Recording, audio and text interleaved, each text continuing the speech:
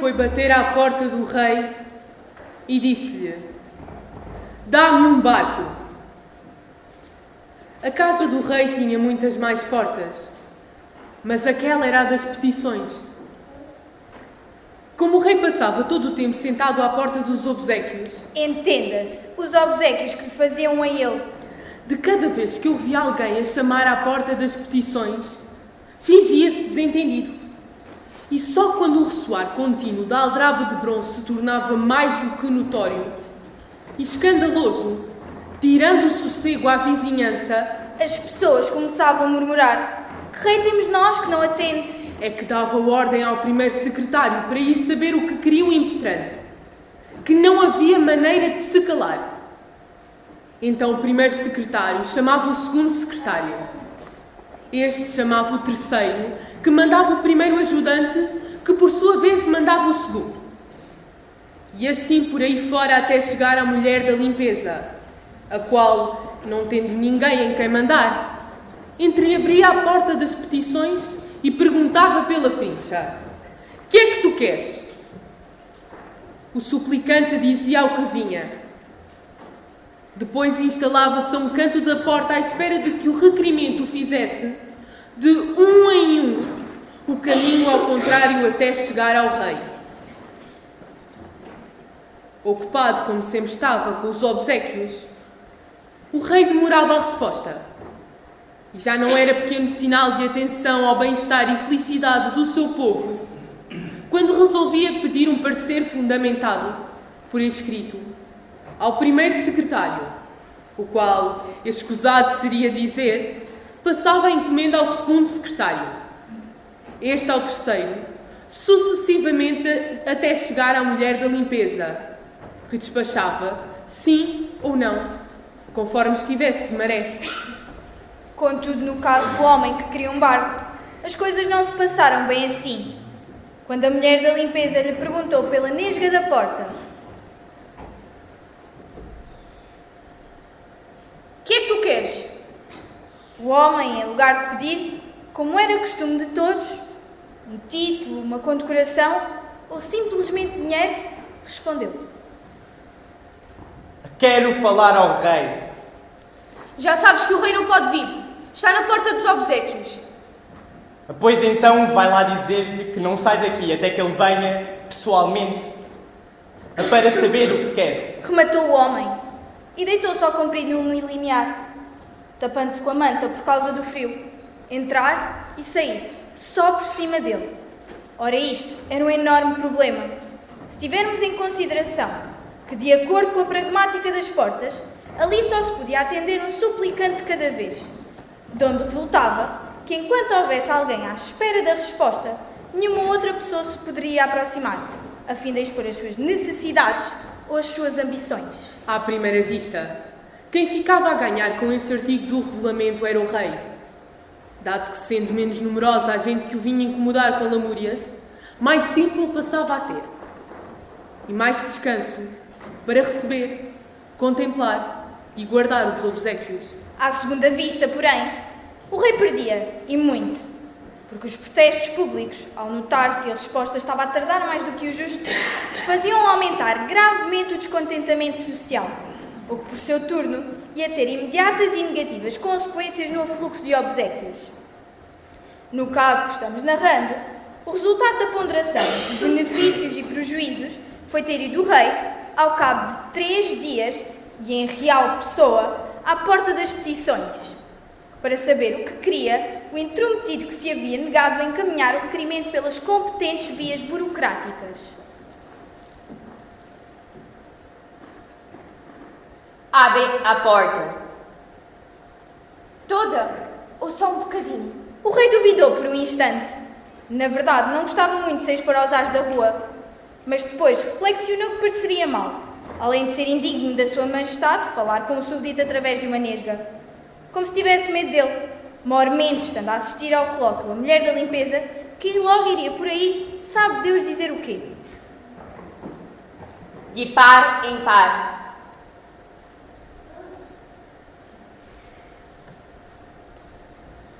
O homem que queria um barco levantou-se do degrau da porta quando começou a ouvir correr os ferrolhos. Enrolou a manta e pôs-se à espera. Estes sinais de que finalmente alguém vinha atender e que, portanto, a praça não tardaria a ficar desocupada, fizeram aproximar-se da porta uns quantos aspirantes à liberalidade do trono que por ali andavam, prontos a assaltar o lugar mal ele vagasse. O inopinado aparecimento do rei Nunca uma tal coisa havia sucedido, desde que ele andava de coroa na cabeça. causou uma surpresa desmedida, não só aos ditos candidatos, mas também à vizinhança, que, atraída pelo repentino alvoroço, assomara às janelas das casas no outro lado da rua. A única pessoa que não se surpreendeu por aí além foi o homem que tinha vindo pedir um barco. Calculara ele e acertara na previsão que o rei, mesmo que demorasse 3 dias, haveria de sentir-se curioso de ver a cara de quem, sem mais nem menos, com notável atrevimento, o mandara chamar. Repartido, pois, entre a curiosidade que não pudera reprimir e o desagrado de ver tanta gente junta, o rei, com o pior dos modos, perguntou 3 perguntas seguidas. Que é que queres? Por que foi que não disseste logo o que querias? Pensaras tu que eu não tenho mais nada que fazer? Mas o homem só respondeu à primeira pergunta. Dá-me um barco. O assombro deixou o rei a tal ponto desconcertado que a mulher da limpeza se apressou a chegar de uma cadeira de palhinha, a mesma em que ela própria sentava quando precisava de trabalhar de linha e agulha, pois para além da limpeza, tinha também à sua responsabilidade alguns trabalhos menores de costura no palácio, como passajar as piugas dos páginas. Mal sentado, porque a cadeira de palhinha era muito mais baixa que o trono, o rei estava a procurar a melhor forma de acomodar as pernas, ora encolhendo-as, ora estendendo-as para os lados, enquanto o homem que queria um barco esperava com paciência a pergunta que se seguiria. E tu, para que queres um barco? Pode-se saber? Foi o que o rei de facto perguntou quando finalmente se deu por instalado, com sofrível comodidade, na cadeira da mulher da limpeza. Para ir à procura da ilha desconhecida. Que ilha desconhecida? Perguntou o rei, disfarçando o riso, como se tivesse na sua frente um lobo varrido, daqueles que têm a mania das navegações, a quem não seria bom contrariar logo de entrada. A ilha desconhecida. Disparate. Já não há ilhas desconhecidas. Quem foi que te disse, rei, que já não há ilhas desconhecidas? Estão todas nos mapas. Nos mapas só estão as ilhas conhecidas. E que ilha desconhecida é essa que queres ir à procura? Se eu te pudesse dizer, então não seria desconhecida. A quem ouviste tu falar dela? A ninguém. Neste caso, por que teimas em dizer que ela existe? Simplesmente porque é impossível que não exista uma ilha desconhecida. E vieste aqui para me pedires um barco? Sim. Eu vim aqui para pedir-te um barco. E tu quem és para que te dê? E tu quem és para que não me des?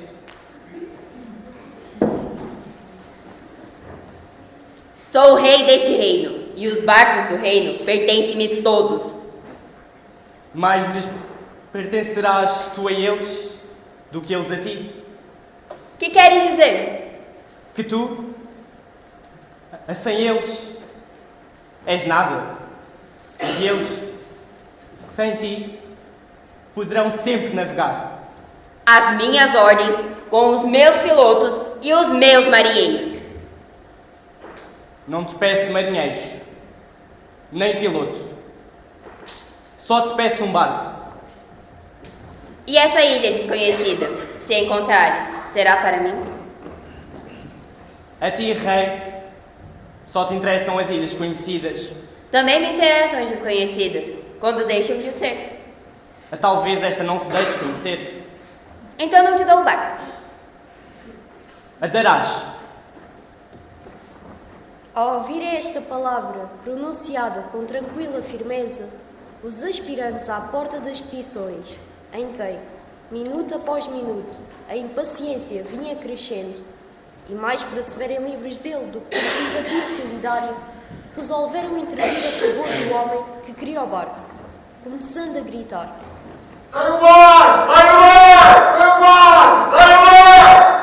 O rei abriu a boca para dizer à mulher da limpeza que chamasse a guarda do palácio a vir restabelecer imediatamente a ordem pública e impor a disciplina. Mas nesse momento, as vizinhas, que assistiam das janelas, juntaram-se ao coro com entusiasmo, gritando como os outros: Dar-lhe um barco! Dar-lhe um barco! Dar-lhe um barco! Dar-lhe um barco! Dar-lhe um barco! Dar-lhe um barco! Perante uma tão iniludível manifestação da vontade popular e preocupado com que neste meio tempo já haveria perdido na porta dos obséquios, o rei levantou a mão direita a impor silêncio e disse: Vou dar-te um barco, mas a tripulação terás de arranjá-la tu. Os meus marinheiros são-me precisos para as ilhas conhecidas. Os gritos de aplauso do público não deixaram que se percebesse o agradecimento do homem que viera pedir um barco. Aliás, o movimento dos lábios tanto poderia ser: obrigado, meu senhor, como eu cá me arranjarei. Mas o que distintamente se ouviu foi o dito seguinte do rei: Vais à doca, pergunta lá pelo capitão do porto. Disse-lhe que te mandei eu, e ele que te deu um barco. Leves o meu cartão. O homem que ia receber um barco leu o cartão de visita, onde dizia rei por baixo do nome do rei. E eram estas as palavras que ele havia escrito sobre o ombro da mulher da limpeza: entrega ao portador um barco. Não precisa ser grande, mas que navegue bem e seja seguro. Não quero ter remorsos na consciência se as coisas lhe correrem mal. Quando o homem levantou a cabeça, supõe-se que desta vez é que iria agradecer a dádiva. Já o rei se tinha retirado. Estava só a mulher da limpeza a olhar para ele com cara de caso. O homem desceu do degrau da porta, sinal de que os outros aspirantes poderiam enfim avançar. Nem valeria a pena explicar que a confusão foi indescritível. Todos a quererem chegar ao sítio em primeiro lugar, mas com tão má sorte que a porta já estava fechada outra vez. A aldraba de bronze tornou a chamar a mulher da limpeza, mas a mulher da limpeza não estava. Deu a volta e saiu com o balde e a vassoura por outra porta, a das decisões, que é raro ser usada, mas quando é, é.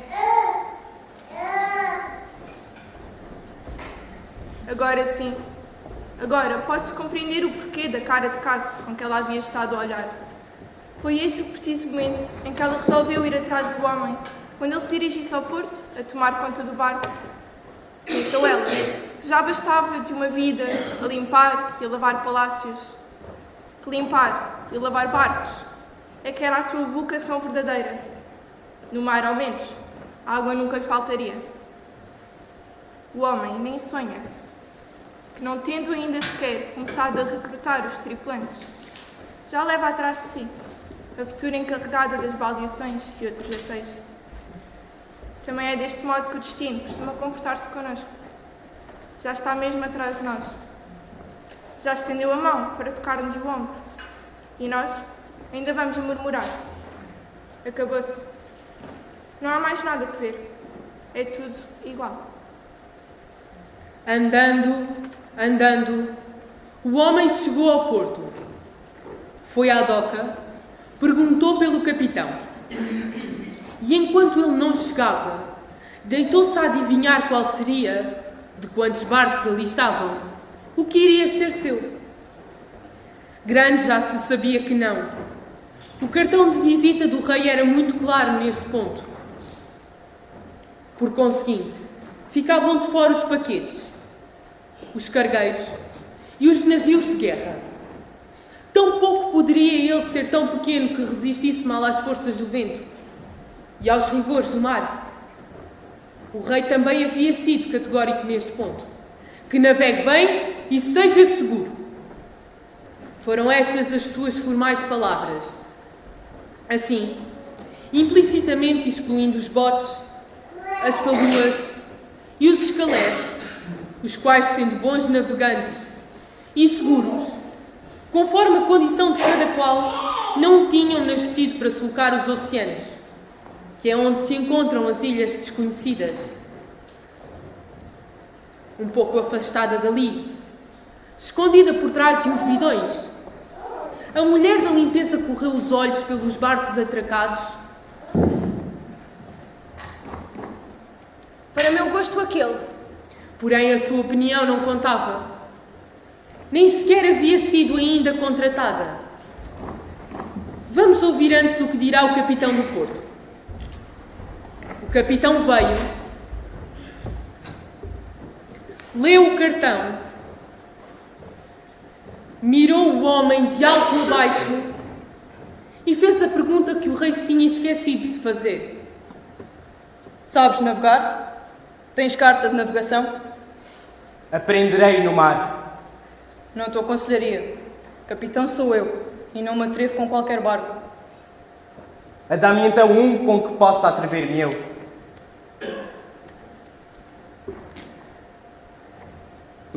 Não. Um desses não. Dá-me antes um barco que eu respeite e que possa respeitar-me a mim. Essa linguagem é de marinheiro, mas tu não és marinheiro. Se tenho a linguagem, é como se eu fosse. Poderás dizer-me para que queres o barco? Para ir à procura da ilha desconhecida. Já não há ilhas desconhecidas. O mesmo me disse o rei. O que ele sabe de ilhas, aprendeu comigo. É estranho que tu, sendo homem do mar, me digas isso, que já não há ilhas desconhecidas. Homem da terra sou eu e não ignoro que todas as ilhas, mesmo as conhecidas, são desconhecidas enquanto não desembarcamos nelas. Mas tu, se bem entendi, vais à procura de uma onde nunca ninguém tenha desembarcado. A sabê-lo-ei quando lá chegar. Se chegares? Sim, às vezes naufraga-se pelo caminho. Mas se tal me viesse a acontecer, deverias escrever nos anais do Porto que o ponto a que cheguei foi esse. Queres dizer que chegar, sempre se chega. Não serias quem és, se não o soubesse já. Vou dar-te a embarcação que te convém. Qual é ela? É um barco com muita experiência. Ainda do tempo que toda a gente andava à procura de ilhas desconhecidas. Qual é ele? Julgo que até encontrou algumas. Qual? Este. Assim que a mulher da limpeza percebeu para onde o capitão apontava, saiu a correr de detrás dos bidões e gritou: É o meu barco! É o meu barco! Há que perdoar-lhe a insólita reivindicação de propriedade, a todos os títulos abusiva. O barco era aquele de que ela tinha gostado, simplesmente. Parece uma caravela. Mais ou menos. No princípio era uma caravela. Depois passou por arranjos e adaptações que a modificaram. Mas continuou a ser uma caravela. Sim, no conjunto conserva o antiguar. E tem mastros e velas. Quando se vai à procura de ilhas desconhecidas, é o mais recomendável. Para mim não quero outro.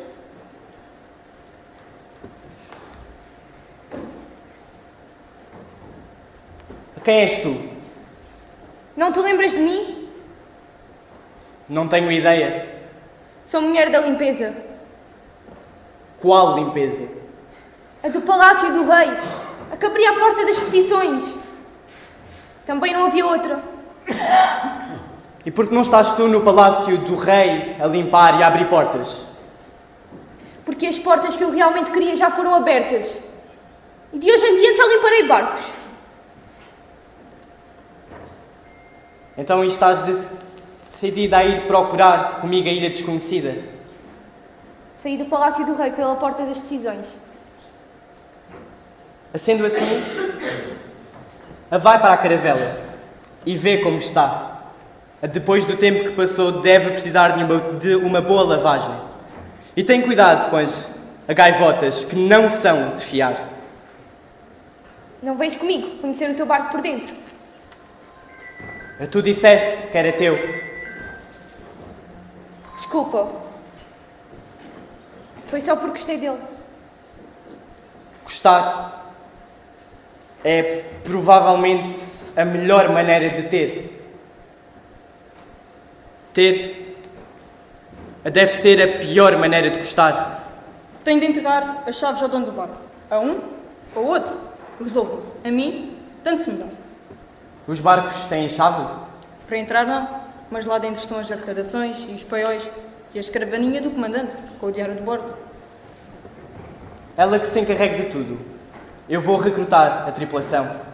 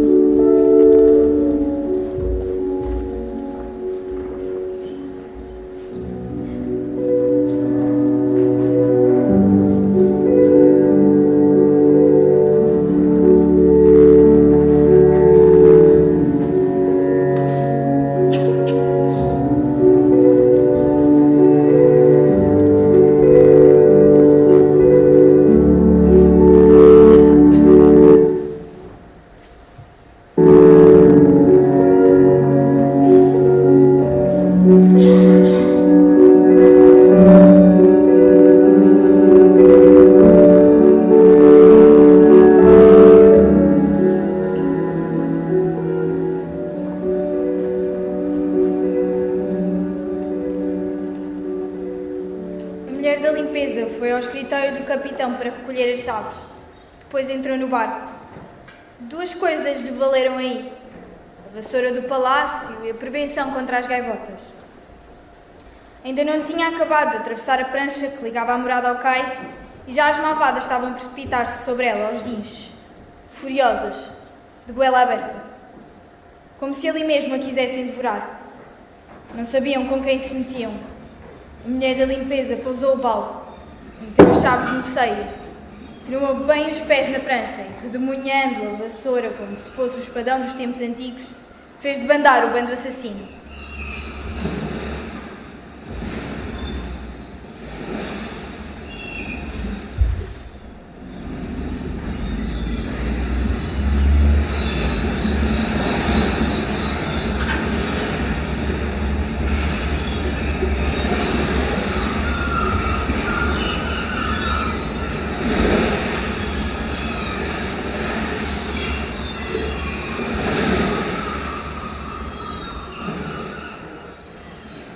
Foi só quando entrou no barco que compreendeu a ira das gaivotas. Havia ninhos por toda a parte, muitos deles abandonados, outros ainda com ovos e uns poucos com gaivotinhos de bico aberto à espera da comida. Pois sim, mas o melhor é mudarem-se daqui. Um barco que vai à procura da ilha desconhecida não pode ter este aspecto, como se fosse um galinheiro. Atirou para a água os ninhos vazios. Quanto aos outros deixou ficar até ver. Depois arregaçou as mangas e pôs-se a lavar a coberta.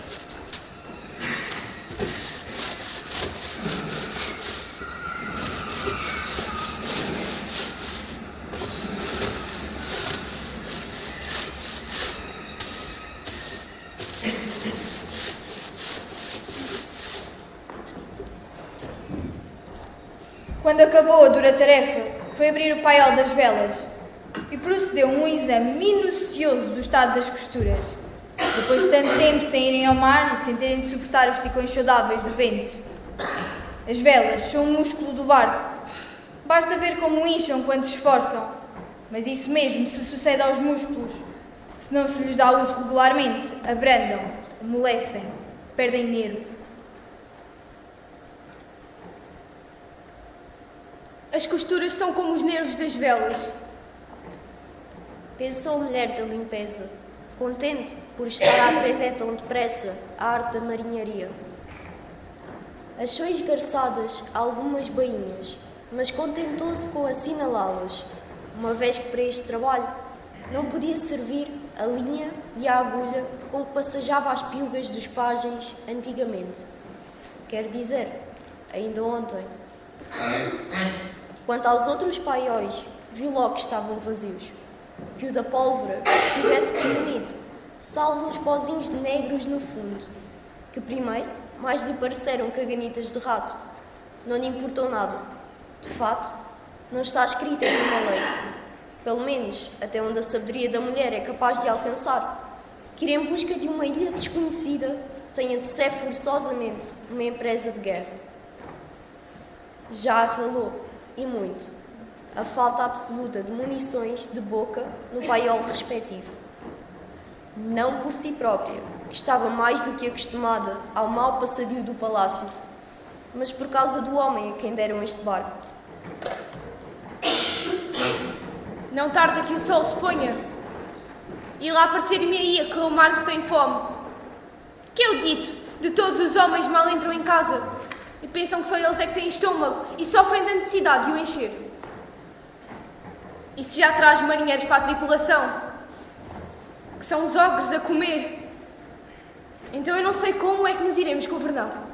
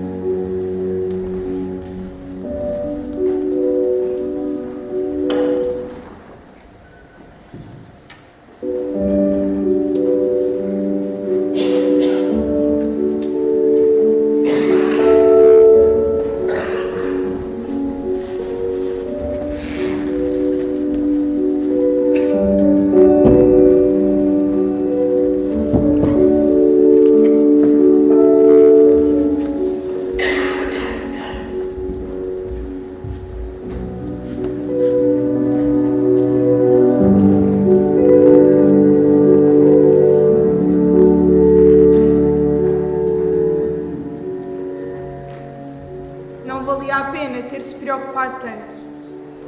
O sol havia acabado de sumir-se no oceano quando o homem que tinha um barco surgiu no extremo do cais. Trazia um embrulho na mão, porém vinha sozinho e cabisbaixo. A mulher da limpeza foi esperá-lo à prancha. Mas antes que ela abrisse a boca para se inteirar de como lhe tinha corrido o resto do dia, ele disse: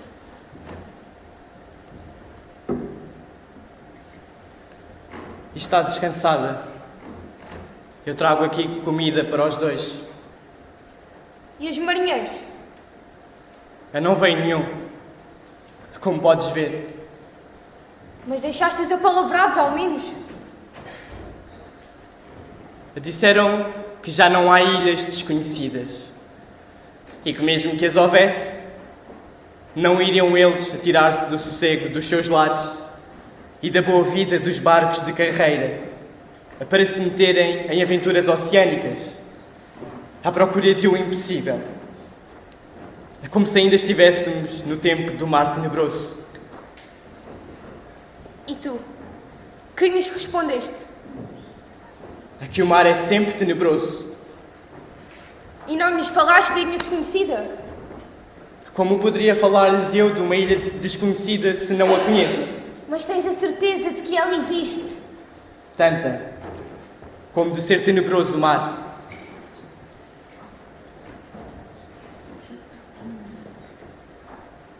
Neste momento, visto daqui, com aquela água cor de jade e o céu como um incêndio, de tenebroso não lhe encontro nada. É uma ilusão tua. Também as ilhas às vezes parece que flutuam sobre as águas. E não é verdade? E que pensas fazer se te falta a tripulação? Ainda não sei. Podíamos ficar a viver aqui. Eu oferecia-me para lavar os barcos que vêm à doca e tu... E eu? Tens com certeza um mistério, um ofício, uma profissão, como agora se diz. Tenho. Tive. E terei, se for preciso. Mas quero encontrar a ilha desconhecida. Quero saber quem sou quando nela estiver. Não o sabes? Se não sais de ti, não chegas a saber quem és. Filósofo do rei, quando não tinha que fazer, ia sentar-se ao pé de mim, a ver-me passejar as piugas dos pajens. E às vezes dava-lhe para filosofar. Dizia que todo homem é uma ilha. Eu, como aquilo não era comigo, visto que sou mulher, não lhe dava importância. Tu que achas?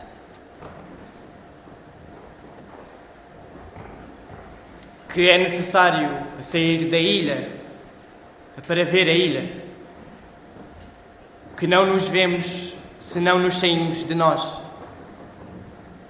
Se não sairmos de nós próprios, queres-te dizer? Não é a mesma coisa. O incêndio do céu ia esmorecendo. A água arrochou-se de repente. Agora nem a mulher da limpeza duvidaria de que o mar é mesmo tenebroso. Pelo menos a certas horas. Deixemos as filosofias para o filósofo do rei, que para isso é que lhe pagam. Agora vamos nós comer. Mas a mulher não esteve de acordo.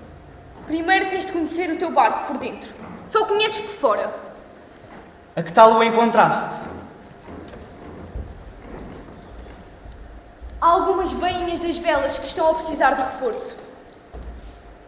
Desceste ao porão e encontraste água aberta. No fundo vê-se alguma de mistura com o lastro. Mas isso parece que é próprio e faz bem ao barco. Como foi que aprendeste essas coisas? Assim, Assim como?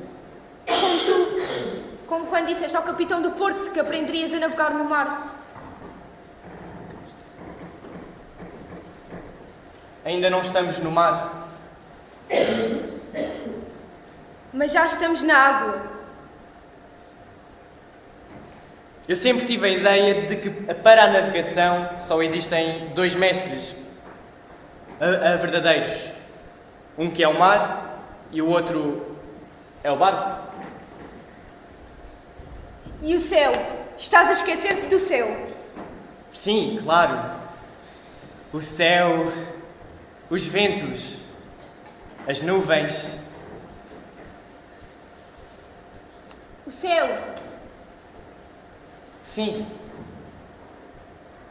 O céu. Em menos de um quarto de hora, tinham terminado a volta pelo barco. Uma caravela, mesmo transformada, não dá para grandes passeios. É bonita.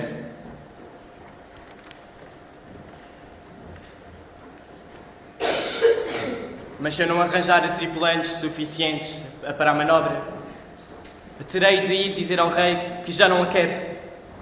Perdes o ânimo logo à primeira contrariedade. A primeira, a contrariedade, foi estar à espera do rei 3 dias. E não desisti. Se não arranjares tripulantes que queiram vir, cá nos arranjaremos os dois. Estás doida? A 2 pessoas a sozinhas não seriam capazes de governar um barco destes. Eu teria de estar sempre ao leme e tu... Nem vale a pena estar a explicar-te. É uma loucura. Depois veremos. Agora vamos, mas é comer.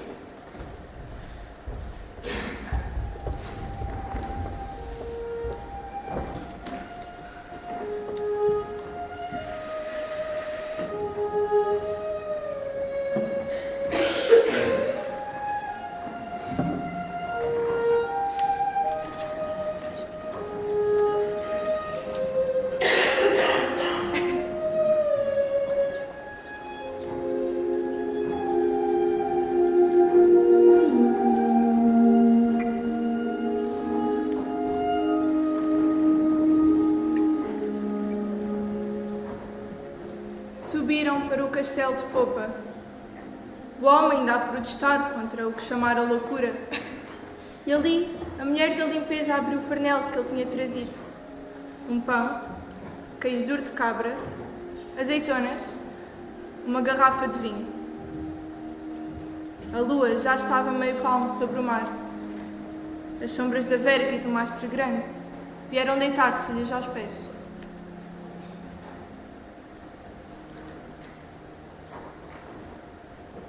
É realmente bonita a nossa caravela. Disse a mulher e emendou logo. A tua caravela. Desconfio que não o será por muito tempo. Navegues ou não navegues com ela, é tua. Deu-te ao rei. Pedi-lhe para ir procurar uma ilha desconhecida. Mas estas coisas não se fazem do pé para a mão. Levam o seu tempo. Já o meu avô dizia que quem vai ao mar avia-se em terra. E mais não era eu marinheiro.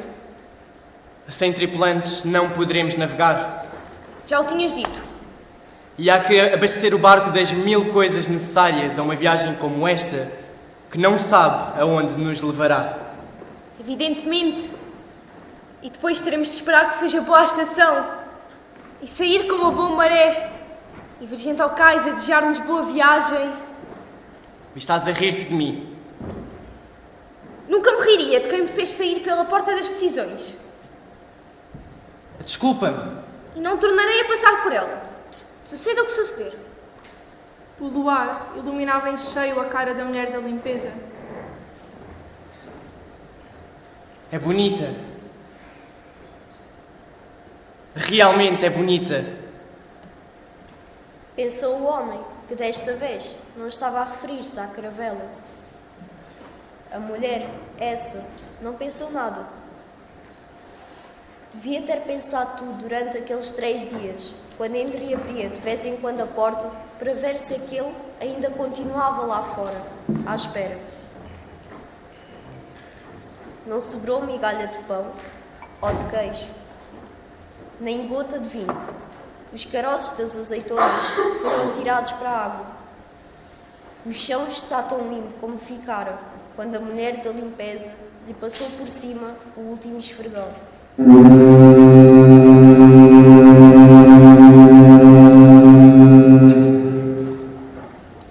Quando for a nossa vez, faremos menos barulho. Apesar de estarem no interior da doca, a água ondulou um pouco à passagem do tapete. E o homem disse: Mas abalaceremos muito mais. Riram os dois, depois ficaram calados. Passado um bocado, um deles opinou que o melhor seria irem dormir. Não é que eu tenha muito sono. Nem eu. E o outro. Depois calaram-se outra vez. A lua subiu e continuou a subir. Em certa altura a mulher disse: Há beliche lá embaixo. Sim. E foi então que desceram à coberta. Até amanhã. Eu vou por este lado. E eu vou para este. Até amanhã. Não disseram bom bordo, nem estibordo, de certo, por estarem ainda a praticar na arte. A mulher voltou atrás. Tínhamos esquecido. Tirou do bolso, do avental, 2 cotos de vela. Encontrei-os quando estava a limpar. O que não tenho é fósforos. Eu tenho. Ela segurou as velas, uma em cada mão. Ele acendeu o fósforo, depois, abrigando a chama sobre a cúpula dos dedos curvados, levou com todo o cuidado aos velhos pavios.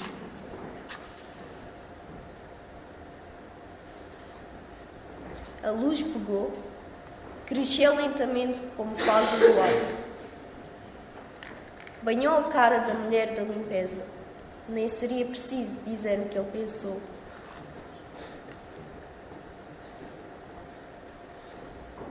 É bonita. Mas o que ela pensou? Sim. Vê-se mesmo que só tem olhos para a minha desconhecida. Aqui está como as pessoas se enganam nos sentidos do olhar, sobretudo ao princípio. Ela entregou-lhe uma vela. Até amanhã. Dorme bem. Ele quis dizer o mesmo de outra maneira. A que tenhas sonhos felizes. Foi a frase que lhe saiu.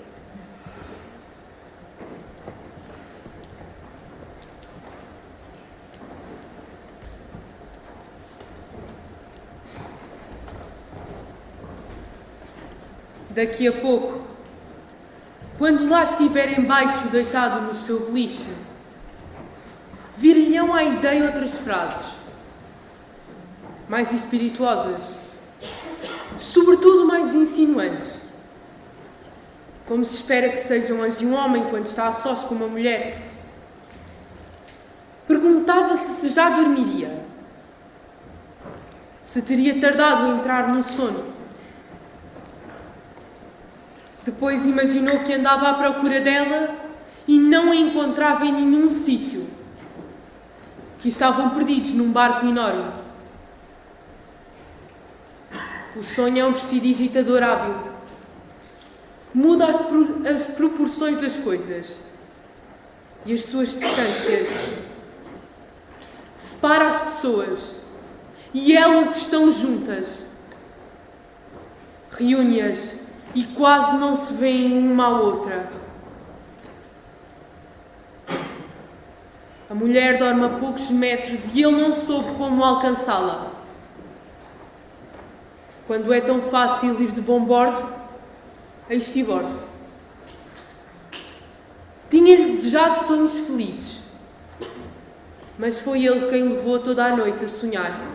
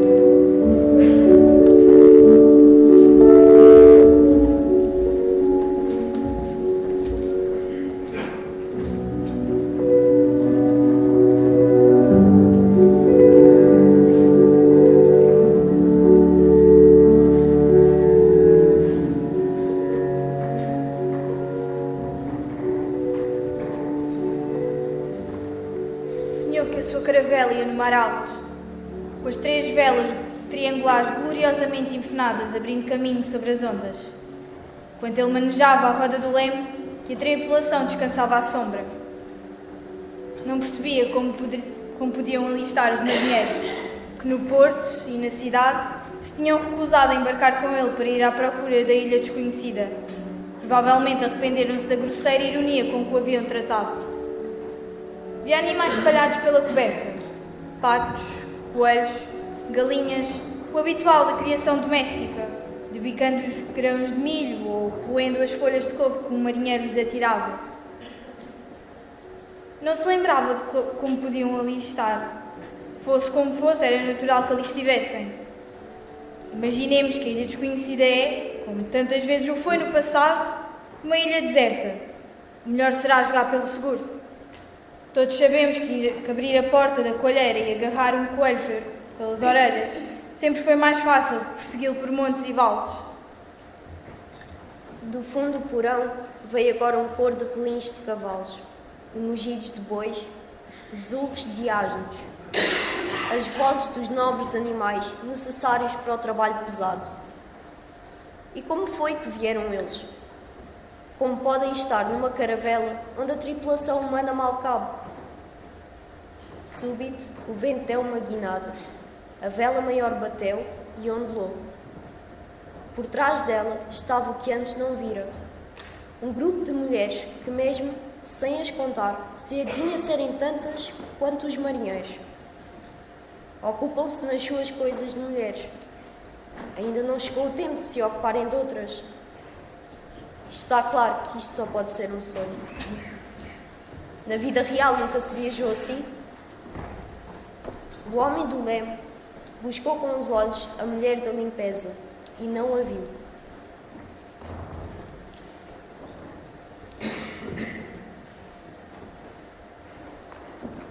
Talvez esteja no beliche de estibordo, a descansar da lavagem da coberta. Pensou. Mas foi um pensar fingido. Porque ele bem sabe, embora também não saiba como sabe, que ela à última da hora não quis vir. Saltou para o cais dizendo de lá: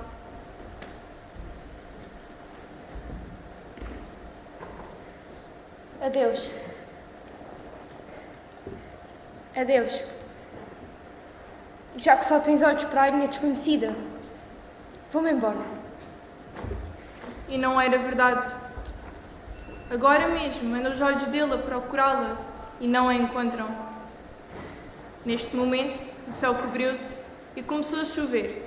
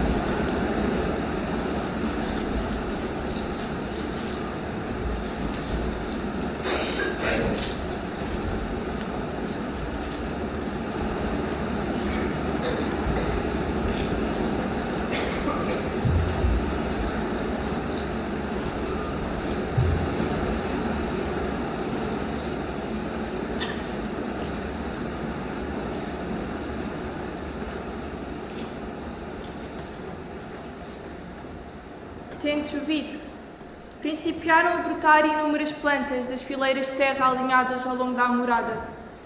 Não estão ali porque se suspeita que não haja terra bastante na Ilha Desconhecida, mas porque assim se ganhará tempo.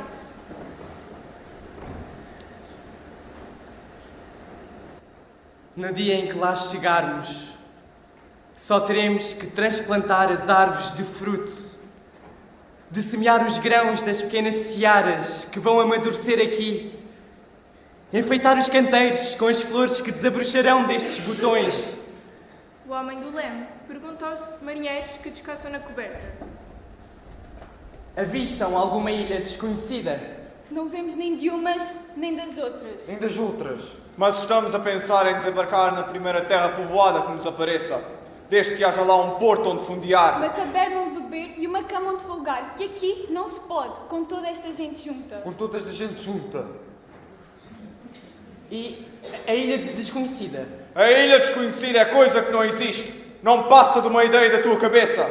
Os geógrafos do rei foram ver nos mapas e declararam que ilhas por conhecer é coisa que se acabou desde há muito tempo. Desde há muito tempo.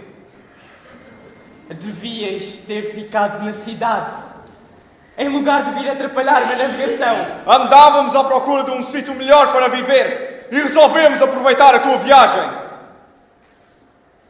Não sois marinheiros. Nunca o fomos. Nunca o fomos. Eu sozinho não serei capaz de governar um barco destes. Pensasses nisso antes de ter pedido ao rei. O mar não ensina a navegar.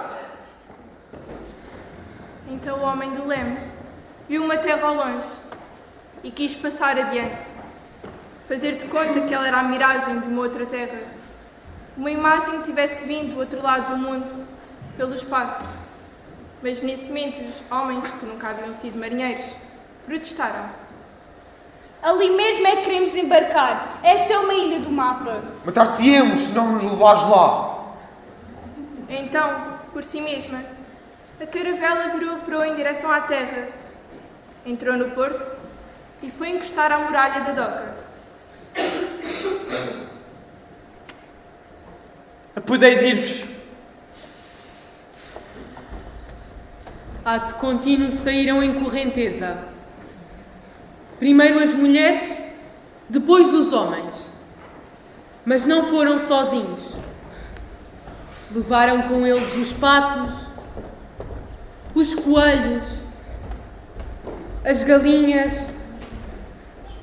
levaram os bois, os burros, os cavalos e até as gaivotas. Uma após a outra levantaram voo e se foram do barco, transportando no bico os seus gaivotinhos. Proeza esta que não tinha sido cometida antes, mas há sempre uma vez. O homem do leme assistiu à debandada em silêncio. Não fez nada para reter os que o abandonavam. Ao menos tinham de o deixado com as árvores, os trigos, as flores, com as trepadeiras que se enrolavam nos mastros e pendiam da morada como vestões. Por causa do atropelo da saída, haviam-se rompido e derramado sacos de terra, de modo a que a coberta era toda ela um campo lavrado e semeado. Só falta que venha um pouco mais de chuva para que seja um bom ano agrícola. Desde que a viagem à ilha desconhecida começou, que não se vê o homem do leme comer. Deve ser porque está a sonhar. E se no sonho lhe aparecesse um pedaço de pão ou uma maçã, seria um puro invento, nada mais. As raízes das árvores já estão penetrando no cavernão. Não tarda que estas velas passadas deixem de ser precisas. Bastará que o vento sopre nas copas e vá encaminhando a caravela ao seu destino. É uma floresta que navega e se balanceia nas ondas. Uma floresta onde, sem saber-se como, começaram a cantar pássaros. Deviam estar escondidos por aí e de repente decidiram sair à luz. Talvez porque a seara já esteja madura e é preciso ceifá-la. Então o homem trancou a roda do leme e desceu ao campo com a foice na mão. E foi quando tinha cortado as primeiras espigas, viu uma sombra ao lado da sua sombra. Acordou abraçado à mulher da limpeza, e ela a ele, confundidos os corpos, que não se sabe se este era o bombordo ou o de estibordo. Depois, mal o sol acabou de nascer, o homem e a mulher foram pintar na proa do barco, de um lado e do outro, o nome que ainda faltava dar à caravela. Pela hora do meio-dia, com a maré, a ilha desconhecida fez-se enfim ao mar, à procura de si mesma.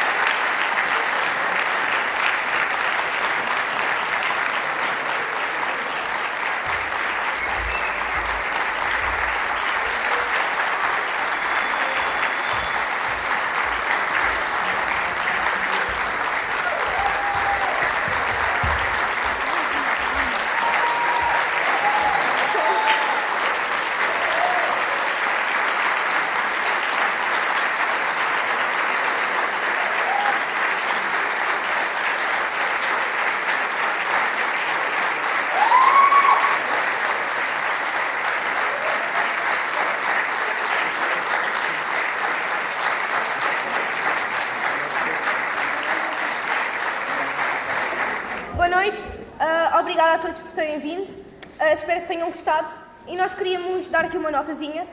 Nós esta noite temos a Ariana connosco e nós queremos agradecer bastante porque ela nos desenrascou na última da hora, foi substituta do capitão que infelizmente não conseguiu estar hoje presente por motivos de saúde e nós queríamos muito agradecer-lhe por toda a ajuda no processo que nos deu e todos os espetáculos que fez connosco. Obrigada, Miguel.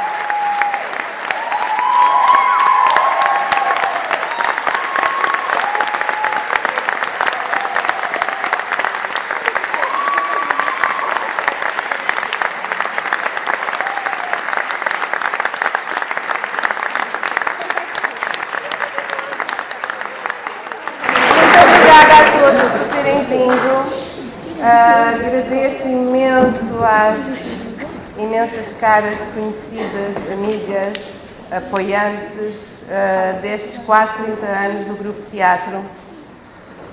Nós fizemos este trabalho em homenagem a José Saramago e adaptámos o conto da Ilha Desconhecida, que é assim que se chama o livrinho. Adaptámos para texto dramático e foi a nossa forma de prestar homenagem no centenário do nascimento de José Saramago. Queremos agradecer a todos os pais, amigos, apoiantes do Grupo Teatro, colegas, toda a gente presente, pelo apoio que nos têm dado e o maior apoio que podem fazer é estar presente e, no fundo, apoiar o trabalho voluntário e extracurricular destes alunos que se esforçam todas as quartas-feiras e etc., não é? Para prepararem um trabalho de raiz. Alguns deles estão connosco neste primeiro ano, outros já têm um bocadinho mais de experiência, mas a pandemia também não ajudou. Mas o esforço, a dedicação e o amor que têm pelo teatro e é uma forma também de os ligar à escola, os ligar à comunidade e os ligar à cultura. Portanto, bem-ajam a todos.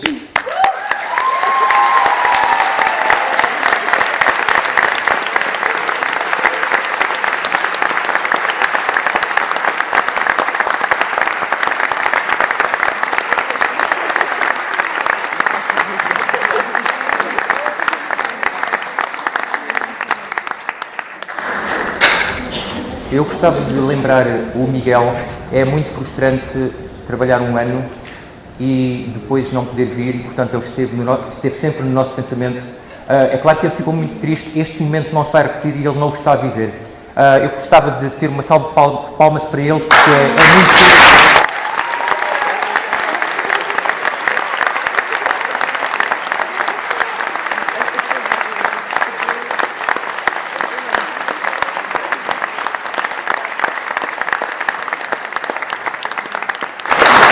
A Ariana teve a generosidade e a coragem de o substituir e só porque ela veio este espetáculo foi possível, senão não teria sido possível.